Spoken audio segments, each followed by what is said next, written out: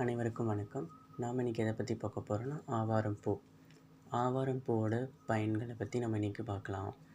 நீங்கள் வந்து சுகர் பேஷண்ட்டா, அதாவது சர்க்கரை நோயாளியா அப்படின்னா உங்களுக்கு வந்து இந்த ஆவாரம் பூ வந்து ஒரு வரப்பிரசாதம்னு சொல்லலாம்.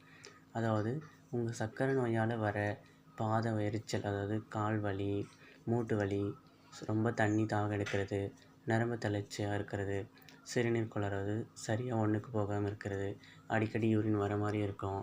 அப்படி அந்த மாதிரி இருக்கிறவங்க வந்து இந்த ஆவாரம்பூ வந்து நல்லா பொடி செஞ்சு பால்லையோ இல்லை நல்ல ஒரு சுடுதண்ணிலையோ கலக்கி டெய்லியும் வெறும் வயிற்றில் குடிச்சிட்டு வந்தீங்கன்னா அதோட வலி வந்து சரியாக கேட்கும். இந்த செடி வந்து எங்கே வளருதுன்னா, அதாவது ஒரு நதிக்கரை ஓரங்களில் வந்து ஒரு மரம்னு கூட சொல்லலாம். அதாவது மரத்தில் வந்து எல்லோ கலரில், அதாவது மஞ்சள் கலரில் ஒரு பூ வச்சுருக்கோம். அந்த பூ தான் இந்த ஆவாரம் பூன்னு சொல்லுவாங்க. இந்த பூ வந்து ஒரு துவர்ப்பு தன்மையாக இருக்கும். அதாவது ஒரு கொஞ்சம் வந்து துவக்கம், அதனால் என்ன சொல்கிறது, உள்ளே சாப்பிட முடியாத மாதிரியே இருக்கலாம். இந்த பூவில் வந்து நம்ம டீ செஞ்சு சாப்பிட்லாம்.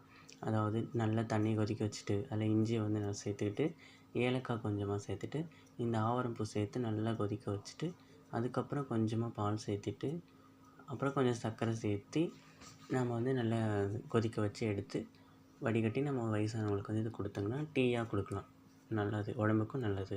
அப்புறம் இந்த ஆவாரம் பூ வேறு எதுக்கெலாம் யூஸ் ஆகுது அப்படின்னு பார்த்திங்கன்னா, உங்களோட தோல் பிரச்சனைகள், அதாவது சருமம், தோல் எரிச்சல், தோலில் வந்து பிம்பிள்ஸ் வர்றது, ஸ்கின்னில் வந்து பிம்பிள்ஸ் வர்றது, அப்படி இருக்கிறவங்க வந்து இதை வந்து நல்லா அரைச்சி முகத்துக்கோ உடம்புக்கெல்லாம் பூசி நல்லா ஒரு 10 நிமிஷம் காய வச்சுட்டு அதுக்கப்புறமா குளிச்சிங்கன்னா உங்களோட சரும பிரச்சனைகள்லாம் வந்து குறையிறத நீங்களே உணரலாம், படிப்படியாக உணரலாம்.